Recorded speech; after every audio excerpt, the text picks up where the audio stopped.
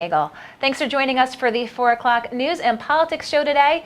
Politics is first on tap. I'd like to welcome my first guest, Brian Holt, candidate for Ward 2. Thanks for having me, Kate. Providence City Council, you are expanding the campaign team. Yeah, we just hired David Ellison to be our campaign manager, and we are so excited to have Dave on the team. He's an East Side native. He grew up in Ward 2, actually, so he knows the streets pretty well. And he's a good friend of mine, a classical grad. That's where we met. So he knows me pretty well, knows we work very well together, so it's exciting. Knows you, knows Ward 2, but we want to know a little bit more about you as well. Why did you decide to run for City Council? Well, that's a great question, Kate. I grew up here in Providence. I love the city, love the people. I think it's just a really special place. And my wife and I decided to make it our home, our permanent home, about a year and a half ago, after being up in Boston for a little bit. And we were lucky enough we had the opportunity to do that, because I had a job down here and we have some family here, but not enough people do. So I'm running to create more opportunities for people to build their lives and build their families here like I did. So you're off to the races. You talk about knowing the streets. I'm sure you've been walking the streets so far. What are you hearing from folks in Ward 2 when you tell them you're running and they say, here's what I want to talk about, here's what I'm concerned about? Well, people are very excited to see someone of my age and my enthusiasm getting out there on the doors. A lot of the sentiment we have from people, not just that I've met, but people that I've spoken to, throughout the state, is we need more young people in politics. So that's one thing. Some fresh faces. Yeah, fresh faces, fresh ideas. So that's one thing that people are very positive about.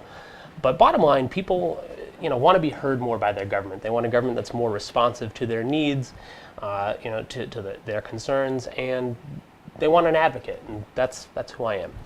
So, a lot of times city council issues, it's, is the garbage picked up? Are the roads plowed? Those really sort of nuts and bolts of taking care of the city. Now, we haven't seen many traffic cameras on the east, but what are you hearing from folks on the speed cameras? Well, I'm actually glad you mentioned that, because there is one that is in what looks to be more of a residential part of the east side. Yep. And so, yeah, there are definitely some folks that are concerned about that. What concerns me about the traffic cameras is one, it seems there's somewhat of a lack of due process with how they're enforced, and I think that's what the current lawsuit has been addressing. And they look to tighten it up at the assembly level, which is good. Well. And as someone who spends a lot of time up at the General Assembly, I do see that happening. So I'm happy to see it. I would like to see a little bit of an easier way for folks to appeal, not just speed camera tickets, but traffic tickets. So you maybe through an online portal or something like that, as a preliminary method of doing it before having to go into court. So traffic cameras, obviously a big ticket item this year. Now let's talk a little bit about what the city is potentially looking to achieve at the state level. There was some legislation introduced for the lease or the sale of the Providence water supply. We're in the waning days of the General Assembly session. I have a feeling that the POSOCs might tend to dominate what's taking place over the next few days. What's your thoughts on that? This is a big ticket issue. It's obviously a big asset for the city. And as the city potentially looks at financial windfall, if you will, from that, there are folks who kind of see both sides of it. Where do you stand on this? Sure. Well, first of all, I do applaud the mayor and his team for trying to find a solution to our fiscal problems here in Providence. So I do give him some credit there. But the sentiment that I'm hearing around the General Assembly is that it's probably not going to happen this time around.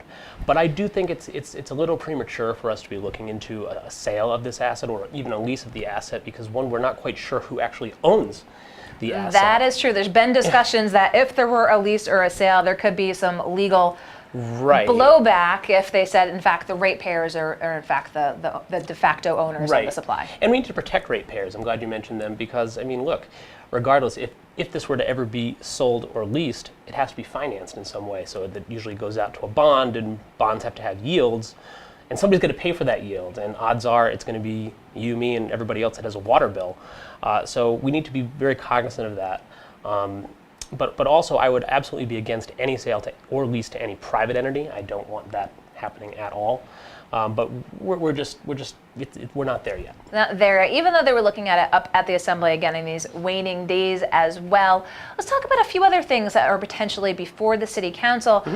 We did see recently the Fane Tower proposal for 195. I think as it currently stands, they do need a variance if they're looking at. They need a zone change. They need a zone change. Yeah. What are you hearing from folks on that? A lot of folks, it seems like 195, whether you live close by or you don't, have a vested interest in what happens there. Well, let me first say I'm very excited to see folks who want to build ambitious projects here in Providence. I'd like to see more of that. I'd like to see more big buildings proposed here because the city needs to grow, and that's a good thing. But what I'm hearing on the doors and what I also believe is that the location of this proposed project is just not right. Doesn't really quite fit in with what folks had envisioned to be the 195 neighborhood. But also the financing of the deal isn't quite right. To even achieve a modest return for this builder, it would require an exorbitant amount of state and local aid. So we're continuing to keep an eye on that. One of the things of the City Plan Commission tonight as well is looking at rezoning of the Thayer Street area, potentially to increase some residential, turning what was supposed to be a Suboxone office into condominiums and beyond that in that area as well. I'm sure you hear a lot from folks. Very much so. And that town and gown balance with, again, what the colleges drive so much here. What's your sense on that in terms of addressing both the needs of the students and the residents? It's very, very tricky because as we said, the city's growing, and we do have need for more housing. So there's definitely some opposition to density. So as of right now, folks in the neighborhood are very much against this particular proposal. So I think it's premature. It's time to kind of take a step back, listen to the neighbors, and listen to folks around the city because whatever is being proposed right now at City Hall would affect not just my neighborhood, but the rest of the city. So I think we just need a little bit more attention and a little bit more study to that particular issue. That's going to take place this evening at 4:45. But question to you about that, now looking at the potential for residential there, when that Suboxone proposal, what kind of very little information was put forth? From a legal standpoint, was defended by the city saying it was allowed to be there. There was a lot of opposition from neighbors to it. I mean, how does that balance out between neighbors who have concerns and the city who's saying that they're protecting what they see as the rights of proper rights of a business owner? Yeah, I mean that's really the crux of the balance of city government, right? I mean it's something that we have to be sensitive to. I currently am one of the counsel to the zoning board out in Central Falls. So I see this issue from the other side of the table already. So I know it's about balancing. It's also about following the law as it is. It's very, very complicated. It's incredibly complicated. Residents and neighbors get to have their say, and they will. And it's important that they do. It's important they do, and it's important that the city listens to them. But it's also important that we get more people to come to the table and get to some type of a compromise point that makes as many people as happy as possible, but also allows people, to get a reasonable use out of their property, which is important. I think we could all agree. And one of the things you talk about property, a lot of nonprofits here in this city. They have come back to the table multiple times as the city tries to say, hey, we need to work together on this because of the amount of tax-exempt property in the city. How big of a concern is this? And is this something do you envision the city and the city council addressing in the near future? Well, I think anytime we talk about dollars in, dollars out to the city, especially in these times, we need to be pretty conscious of that. But we also need to be conscious of the economic value that institutions like Brown and the hospitals have to our city. They employ a lot of people, they do a lot of public outreach, and they provide great services that sets our city apart. So we need to, it's all about balance. It's all about balance. You're probably going to be a little skewed on the political spectrum this summer from the work-life balance as you hit the streets talking to folks in Ward 2. Anything else you want viewers to know while you're in here? Again, expanding the campaign team. You have a campaign manager.